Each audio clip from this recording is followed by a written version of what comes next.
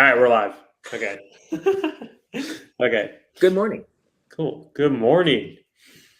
Welcome, Josh.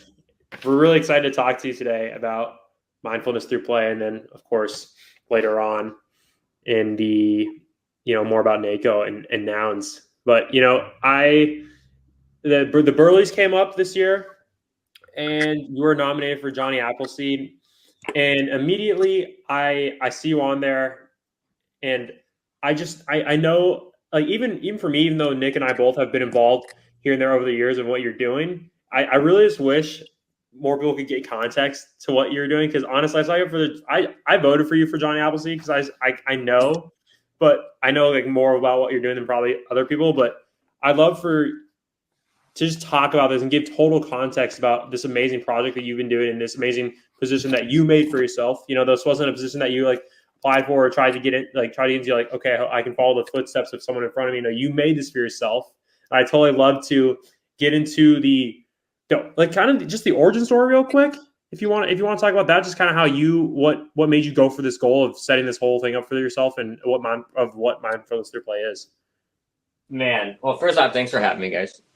Grateful. I want to just say I'm stoked that just seeing you guys blossom as brothers, as community members, as competitors, as educators has been so cool to see. And just to like put a quick little note on, starting in Texas with you guys, with like Norcross running, people down there. And just seeing how far you guys have come is so cool. So just shout out to you guys, first of all, because it's like, I don't know, man, just seeing you two blossom is so cool. I feel like you guys are doing such amazing work, and it's stuff that I was like building and wanting to do at that time. And now like seeing you guys coming in, I'm like, wow, like more powerful people in the community, like activating the community is what we need. So shout out to you guys first off. So thank you. Thank you so much, Josh. Yeah, man. Well, dude, the origin story, I mean, how much time do we have? Like 45 minutes. So maybe just like the quickest.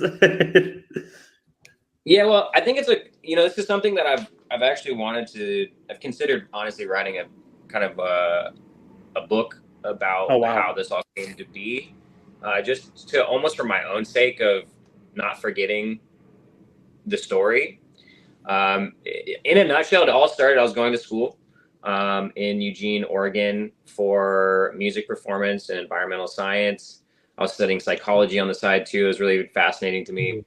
And this, one of my buddies who I was in the drumline with was like mentioning that I should go see this book talk because it's a young author who he was really inspired by. And so I went and checked out this book talk. Long story short, this dude comes in wearing a suit. He's like 21 or something. And he's got long hair and a bun. And I was just like, what is this guy about? Like, what the heck? There's like 13 people in this book talk, and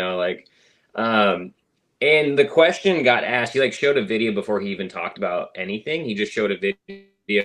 Thing that came up was the question, what would have to happen 1 year from today in order for you to look back and say it's been your most successful year yet? 1 year from today, looking back and knowing that it's been your most fulfilling year you've ever had. Am I chopping out? Are we good? You're chopping out a bit. Yeah.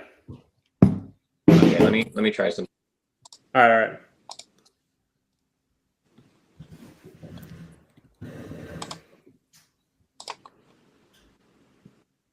Okay, let's hope. Okay.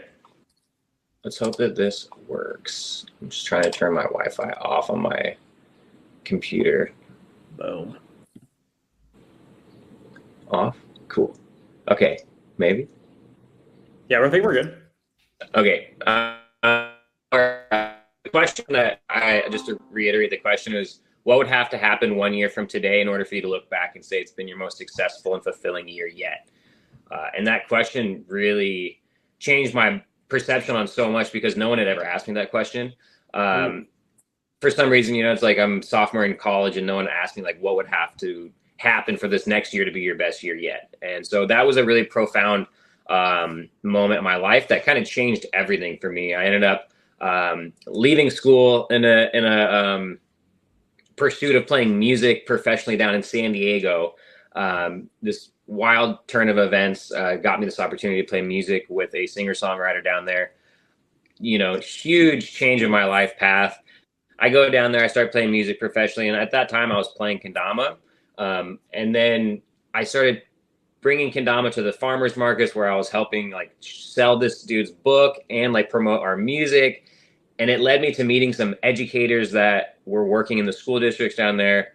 They were really fascinated about my approach of teaching kendama with the mindset of seeing failure as a chance to learn and a chance to grow. I got invited to come into a 4th grade class to do a presentation. This was, I think I was maybe 21 or 22. This is like 11 years ago or something, 12 years ago maybe. And first time I'd ever got an opportunity to like teach kendama. And I had experience in teaching music, and I was like the section leader of drumline as a snare drummer. So I have like teaching experience, but never with kendama yet. Mm-hmm. And I reached out to Kendama Co. because it was one company that was able actually to give me kendamas to give to people. So they sent me a box of like 30 kendamas, and I was able to give all those kendamas to that class. That moment right there showed me that this game is much more than just a game. It's a tool. It's a vehicle to translate important life lessons to not only myself, but to the youth and to the next generation, to build resilience, to build the perception, and I guess reframe the perception that you're more capable than you're giving yourself credit for. So that sparked everything of like where we are now. Is like that's the journey of where it all began like 12 years ago. Fast forward to 2018 now, I guess. I was teaching kendama, getting contracted by schools now in Portland, Oregon. And there's a lot that's happened in that time, but just for the sake of time, like I was wanting to take this to the next level. And so I actually reached out to Gabe at Sweets Kendamas and just shared my vision of what I wanted to do with the kendama nonprofit. I wanted to be able to bring this to more students. I wanted to try to expand this in whatever way possible. And Gabe really loved the idea. The idea was, instead of building fires all over the place, my thought that I shared with him is, why don't we bring the firewood together and like, let's just build a bigger fire together. And he was all about it. And, I asked Matt at that point too, I was like, what would happen if I moved out to Minnesota? He's like, well, we'd help fund you to get this off the ground and get it going. And so I basically just dropped everything again and drove across country, to start the nonprofit. And what was happening in Minnesota at that time, Tyler Abrahamson had already been putting the groundwork for like a Sweets Kendamas, like community education stuff. And he was the co-founder of the nonprofit with me after we got it going. But he had basically set the groundwork to partner with the schools for the community education programs here. So we started working together, and Sweets basically put up the funding of like $5,000 to get the nonprofit lawyer, get all of our paperwork filed, and get everything going. So like without Sweets, like the nonprofit wouldn't exist. Maybe it would have in a different universe, but in a slower timeline. But that was like a giant kickstart. So that was huge. And it started as Kendama Institute. So people might know like Kendama Institute, ki is, a Japanese word for life force energy. It was, a play on words to that as well. Kendama is a key to all of these different lessons that we're learning. So there was a lot of meaning behind that name too. And a couple years down the road, we hit the pandemic. Things were getting a little challenging. Tyler had to leave to focus on family. So I was left on my own running the nonprofit in like 2019, coming into 2020. I was all by myself trying to restructure everything. The pandemic happens. We end up pushing everything online. Online competitions get created because of the need to keep educating and finding a ways to interact. So that was pretty wild. And then we got to this point coming back out of the pandemic where it made sense to make a bigger reach at the time to make the name Sweets Kendamas Foundation. So we talked with the board, we talked with Gabe and seeing how that felt, and they supported the idea. And really, like, the only support that we were receiving from any kendama company was from Sweets Kendamas. So it made sense to just be Sweets Kendamas Foundation. They were essentially donating my salary, you know, it's like $18 an hour for a 40-hour work week to run this thing. So like Sweets Kendamas was providing the financial support to make this happen, right? They weren't dictating what it should do or what should happen or what shouldn't happen. They had full faith that like I was just doing that, you know, I was running everything. And it got to the point where we fast forward to 2020, early 2023 now. We've reached almost like 15,000 students at this point since 2018. We've had a lot of impact from after-school programs to in-school physical education programs, to summer camp programs, and also doing some professional development within school districts. And as things go within just the industry, kendama is a hard industry to really survive within at a large scale. And like Sweets Kendamas was one of the biggest employee groups in the world, I believe. You know, I think at one point there was like 13 employees or something, maybe even more. You imagine paying 13 employees, you know, $18 an hour or, you know, whatever it is. Just do the math of like what you need to make overhead to just make baseline expenses. That's insane. It got to the point where like hard decisions to be made. And so the funding for the nonprofit was cut in like August of 2023. So basically little baby bird Joshua running the nonprofit had to just get booted out of the nest, and like we're free falling and we have to learn how to fly or die to make this nonprofit happen or not. And through the years, we've had huge support from the community, raising funds at live streams and donations, and that's been huge. But that was a huge scare moment for me, because this is something that has been, I basically committed the last 13 years of my life to. You know, like going from state to state, pursuing this intuitional, like led drive that this is something, obviously I'm not doing this easy amount of money. I'm doing it because like there's this pull that there's a necessary, there's a necessity to share this message for some reason, right? There's a necessity to get these moments of transforming failure into a chance to learn and to grow, redesigning our perceptions on failure and creating more confidence in people is just driving this lesson farther and farther. So reaching this point now, we decided to, and just kind of in context, we were calling all of our programs Mindfulness Through Play for quite some time. And operating as Sweets Kendamas Foundation, we were using the name Mindfulness Through Play to title all of our programs, because schools know what mindfulness is, schools know what play is. A lot of times people and schools still just don't know what kendama is. And I think it's a challenging thing that industry people have in general, is you have to explain what it is. You have to explain why you even use it, how you use it. So the program side of things in offering services, we try to skip that as much as possible. Instead of like offering a pitch to someone and they're immediately asked with like questions, the goal is to have, you know, when you say, if someone asks, just for example, if someone asks you like, what's the name of your nonprofit? When you said Sweets Kendamas Foundation, they said, okay, what is that about? You know, or even Kendama Institute, what is that about? You're automatically having to kind of explain the question, and there might not be much excitement in that, you know. And from our experience, when we've been asked the question, you know, so what's the name of your nonprofit or the program? When you say Mindfulness Through Play, they say, oh, that sounds interesting. Like, that's cool. Like, tell me more, you know. And it's just like, it makes things easier to move into the next part where we're going to be talking about teaching students emotional regulation and growth mindset through play. And we use this game called kendama to, right? There's like over the years, we've learned what works better than other things. And that led us to the decision of changing the name now to Mindfulness Through Play. So this organization has evolved a lot. And I gave you guys kind of the like super rough storyline of it.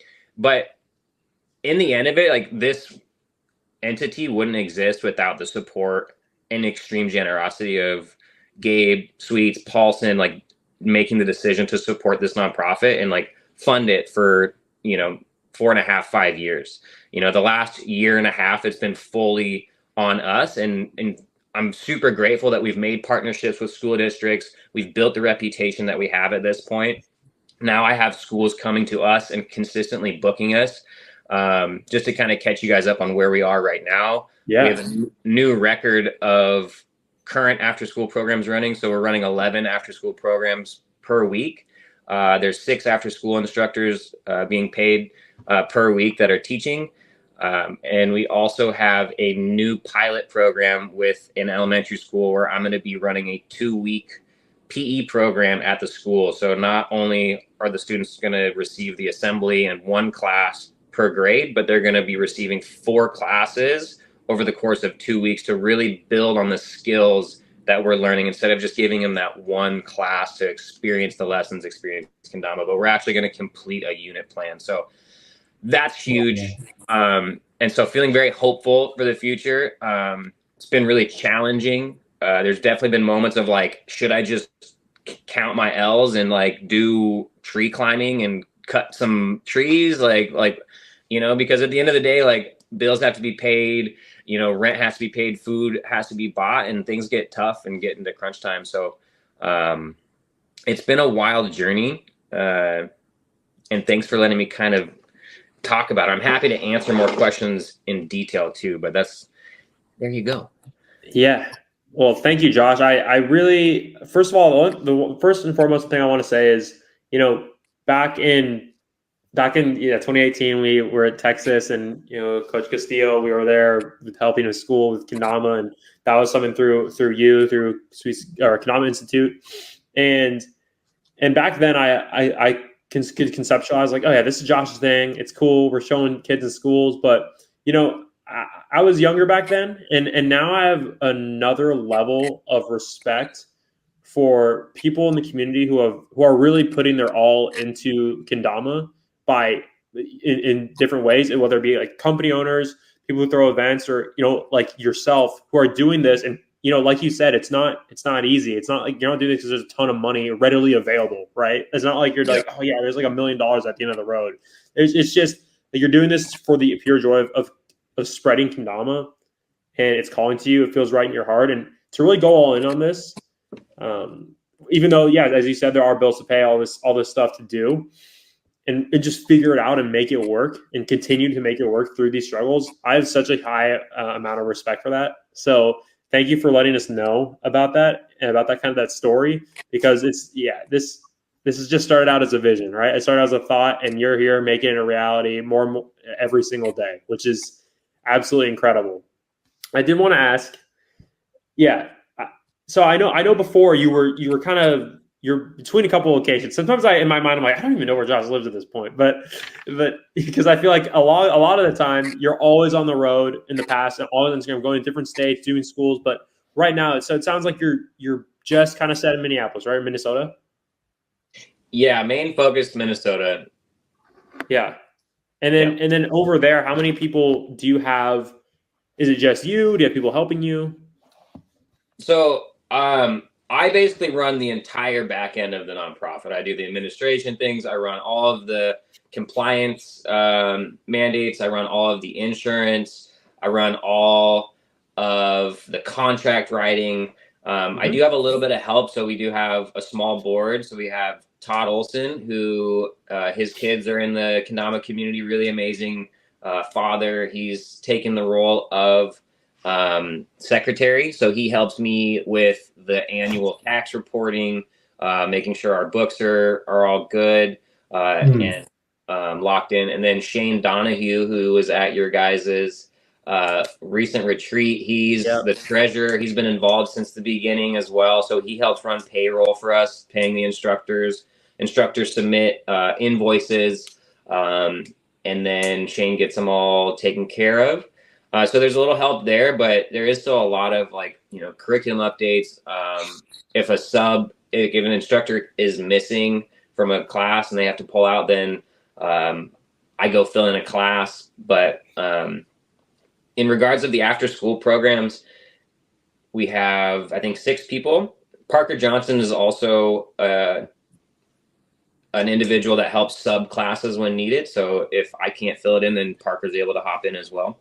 But yeah, we have Eva, we have Yosh from Grain Theory, we have Taylor, Barhan, we have Parker, we have Truman, and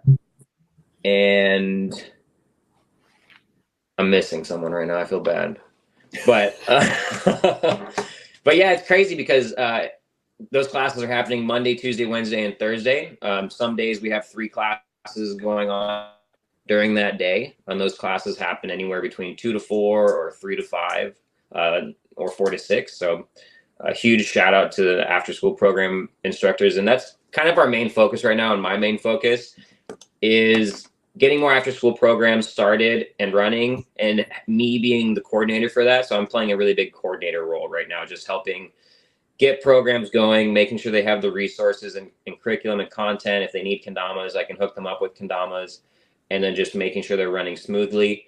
My goal is to get us up to 25 programs a week, 25 classes a week. That's kind of my next checkpoint. And currently we're at 11, so a little bit over double from where we're at, but that is my goal. And these classes, I'm talking to some other people outside of Minnesota. So this is definitely something that is a much easier application to getting players that want to become more involved in teaching involved in this outside of Minnesota. Yeah.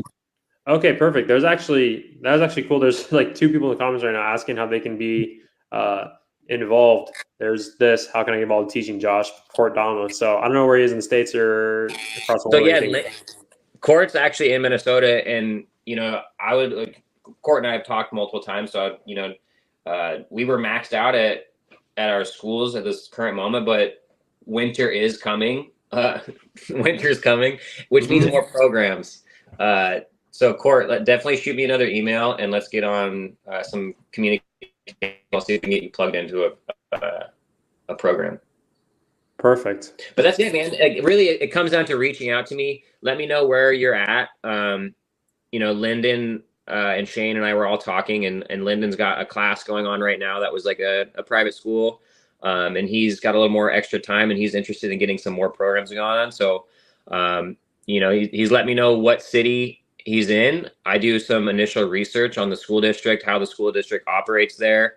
My main goal is to take care of all of the, red tape back end stuff. So, I provide the nonprofit background with our insurance and everything that the school needs to get us approved as an approved vendor and all of that stuff. Every school district's a little different. Every state's a little different, but I've had a good amount of experience navigating those things. And then if I need to, I can use our nonprofit lawyer to answer questions. And then we basically get the contract set up with the school and our nonprofit. So the school contracts Mindfulness Through Play, and then we subcontract the player to go in and run the program. So I'm basically trying to create the Uber for kendama teachers. In a nutshell, where it's like, here's the contract, here's what we're able to pay you for these 8 classes. Does that sound good or not? You don't have to accept it. You can accept it if you want to do it.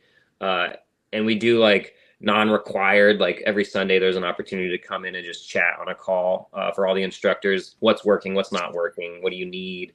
So I would say the biggest way to get involved is just shoot me an email. And then we go from there. Is your email easily accessible? Can anybody find it easily, or? Go to my Instagram or the nonprofit's Instagram, and it's link in bio. I think it's written right there. So that's the easiest way to just see it visually. If you also go to just mindfulnessthroughplay.org, the contact page is there. I have on my to-do list to put just an instructor form, like request form. It's a little bit easier. So it'd be a Google form that'll be updated pre-NACO. So that's kind of my biggest goal. Big goal with NACO is just talking about after school programs and getting that information accessible and easily plugged in. Perfect. Awesome. I'm going to pin another comment real quick for you to answer it. But Cord Dama just says real quick, he's like, can you tell Josh to send an email? So there it is. And Cam is interested. He's from Switzerland. I just pinned the comment so you can see it on your screen.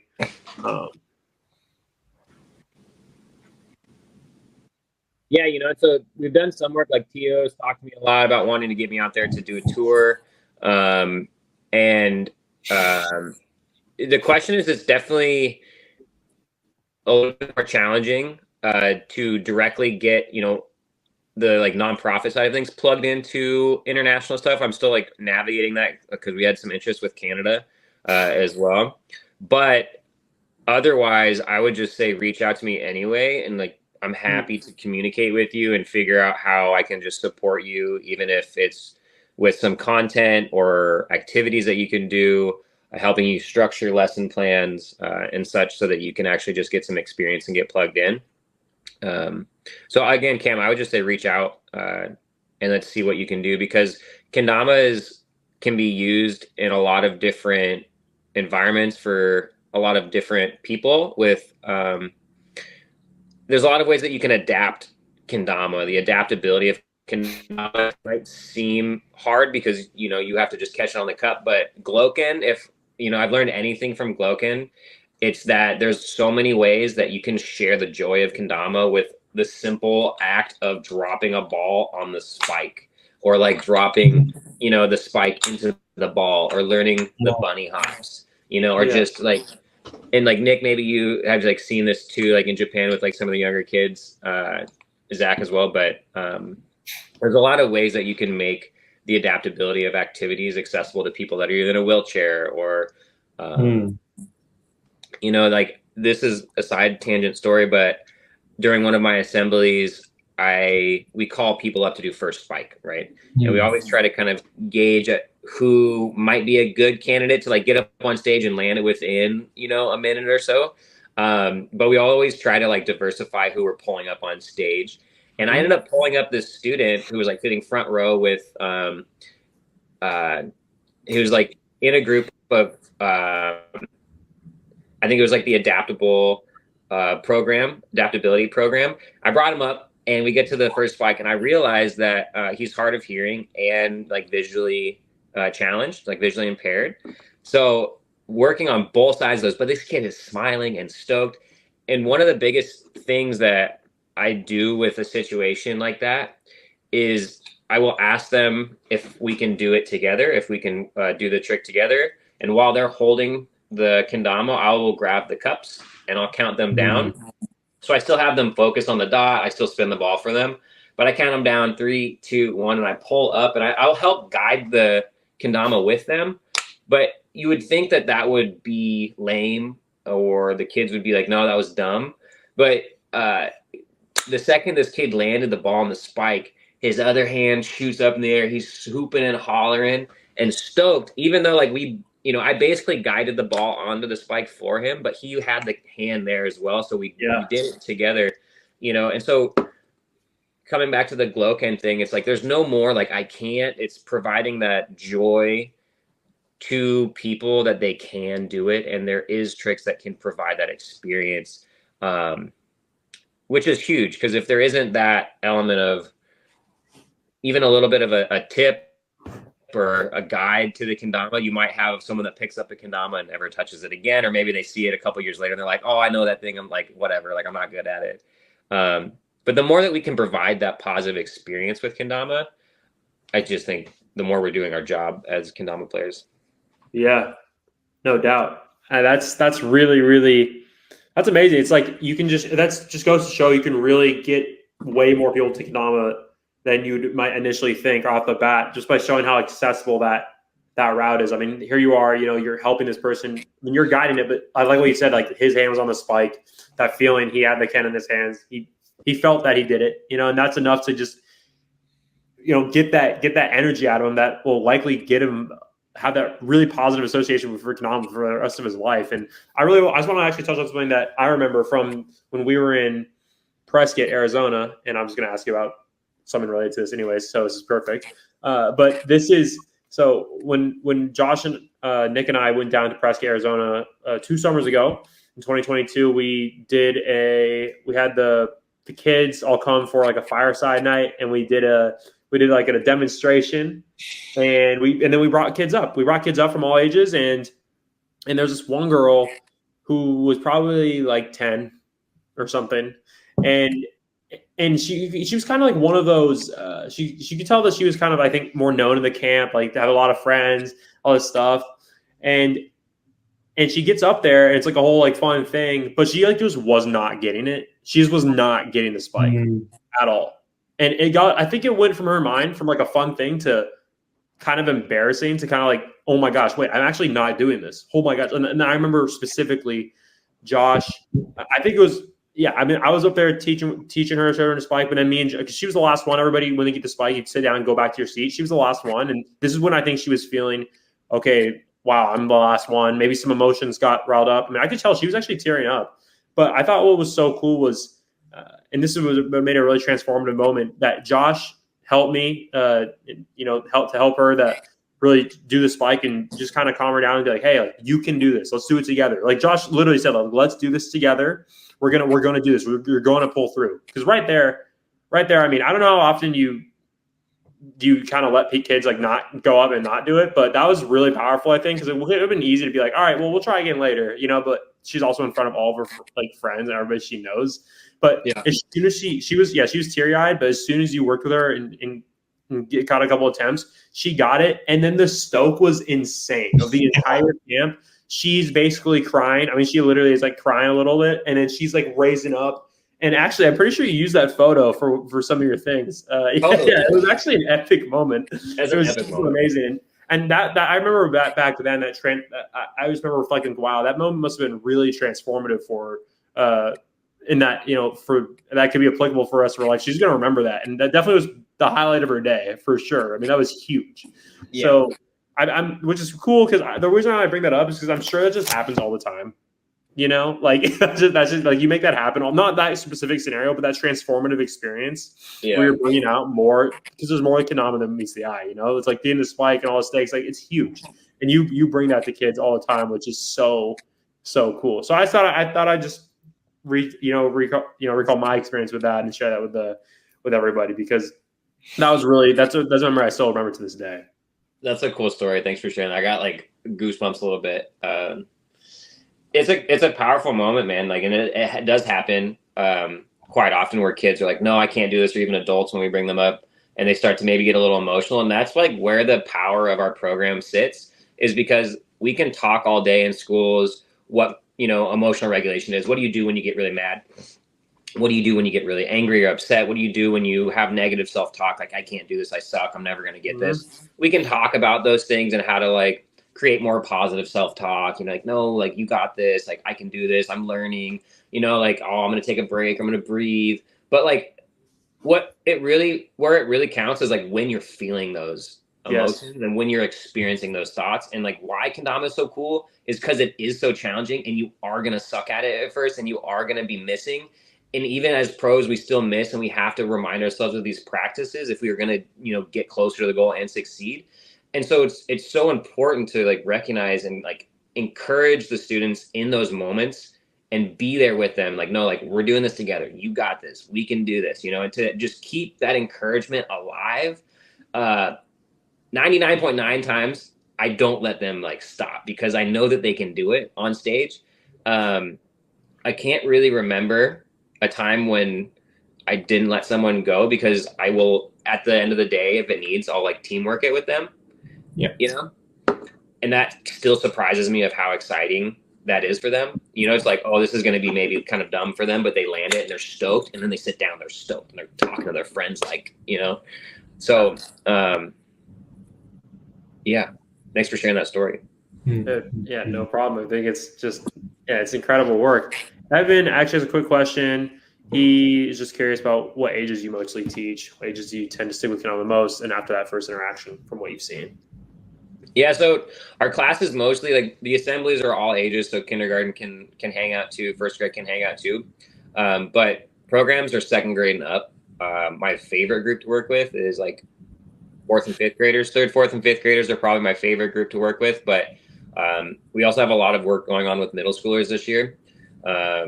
So almost half of the programs that we're running a week are middle school. And I just subbed for Yosh yesterday at a middle school, and it's super fun to work with the middle school age as well. The age that I think tend to stick with kendama, right now we're having the first student competition at NACO this year, and we have third, fourth, and fifth graders are the most consistent names and ages signed up. So I think the middle schoolers are also at that age where they're starting to get stoked on it, but maybe they're not exactly there yet to like fully commit to it. So they're also a little bit newer because this is the first year we're doing more middle school programs. But I don't know, like just on this question, like last note is I had an elementary school student in 2018, one of the first classes I ever taught. And I was just doing a Japanese performance, I think last year, and I saw him again this year, but last year at the Japan Lantern Lighting Festival, this kid came up to me. He's like, "Hey, like, do you remember me?" And I totally recognized his face, but it was like, 6 years older. And it was this kid that was in fifth grade who is still playing kendama and seshing, and just like wanted me to sign his kendama and was super hyped. And now he's hitting me up wanting to volunteer and teach and like be a part of like our booths and like helping promote kendama education. So it's one of those things like the girl that got this first spike at the summer camp is like that probably had a really big impact, but we have no idea. To have even just one example of a kid coming back like 6 years later was like, whoa, like I guess we are doing something, That's amazing. Yeah, wow. So I think I don't know, elementary school, middle school, I think high schoolers that get into it are hyped too, but I don't know. Mm-hmm. So you said third, fourth, fifth? It's probably my favorite grade to work with, but I think it's also because they're so hyped. And pre middle school, there's a lot less social media so far, so there's a lot less kind of fear of just being yourself. I think middle school, the tendency is to be kind of more wrapped up in your image and how you're perceived, and you start navigating that space. And Evan said he doesn't know what the ages for the grades are because he's from the UK. Third, fourth, fifth is like 9, 10, 11. Yeah, that's basically what it is. Yeah, 8, 9, 10, 11. Yeah, 8, 9, 10, 11, and like middle school, like you start getting into like 12, 13, 14, 15. High school, 15, 16, 17, 18. Yeah. For the summer camps, I mean, so you've done a ton of after school programs and assemblies, but I just talked about a story about you doing a summer camp. Is there any other summer, like what do you got planned going on for this summer? Do you plan on doing something pretty big like that again? How regularly do you do stuff like that? So summer's kind of it's interesting because it's been some of our busiest times. Partnering with YMCAs and different organizations to run summer camps. So we do like Minneapolis summer programs as well as St. Paul and then YMCA programs. But this year it's something I've been wanting to do for a long time. So this is just like a little seed in the bucket. A goal is to run our own summer camp in the Twin Cities, focused fully on mindfulness through play. So kendama will definitely be an activity, but I'm looking to partner with other flow artists like jugglers or hoopers, yo-yo, staff. Like I want to create a program that is focused on multiple disciplines that students can rotate through and kind of find what they're passionate about. So having an instructor in each of those disciplines that's like at a professional level that can really kind of instruct and help kids grow. That's something that I'm looking at doing. I've always wanted to bring back Camp Kendama as well. That's something that we've actually talked about with at Camp Skywide, creating a Camp Kendama. That's something that I know will happen eventually, and it's one of these things that it's like, oh, maybe next summer. So it's a great space. I think you guys know that too, just like how awesome of a place that is. You never imagine like being in the mountains of Arizona. It would be so cool. But it is.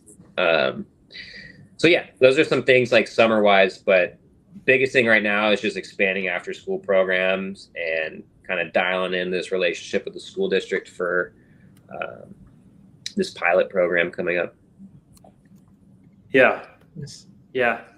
That's amazing to hear. I think that's really, as you said, I mean, Nick and I remember how epic that time was. And I was, ever since that moment, I was like, I hope we can go back and get involved again. So that's really awesome to know that you're still prioritizing that. What is so you started out driving all over and doing schools across a ton of different states, pretty much by yourself, what it looked like. And now you have help and you're kind of home base in Minneapolis right now in Minnesota. What's like the 3 to 5 year vision for Mindfulness Through Play? It's funny. I knew you'd ask this question. I wrote it down.